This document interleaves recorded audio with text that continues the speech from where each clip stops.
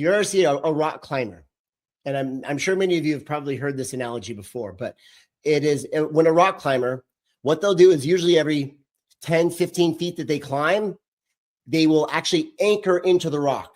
I don't know if you guys have ever seen that. And they got rope tied to that anchor, and they'll anchor this thing into the rock. And then they'll climb another 10 to 15 feet, and then they'll anchor into the rock. And they climb another 10 to 15 feet and anchor into the rock. Your power promise is your daily anchor into the rock. Because if you do not have a non-negotiable, then what happens is that on the days, eventually you go out there and you start climbing and climbing and climbing. And if you ever slip and fall, what happens? They will go tumbling all the way down the mountain, sometimes to their death.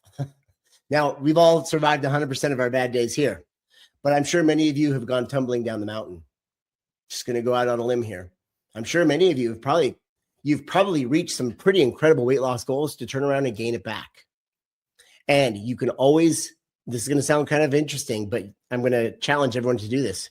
You can usually trace it all the way back to one day when you did not keep a non-negotiable, because when you were getting really good results, maybe you didn't realize it, you didn't call it this, but there was a series of non-negotiables, of things that you were doing every single day to get you the results that you got.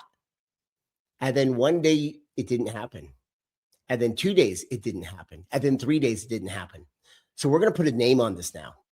This is your non-negotiable. You set one non-negotiable, and then you anchor in with that non-negotiable every day. And then you climb as much as you want from there. You can do more steps. You go to the gym and do your resistance training. You can eat hit your protein targets and your calorie targets and blah, blah, blah.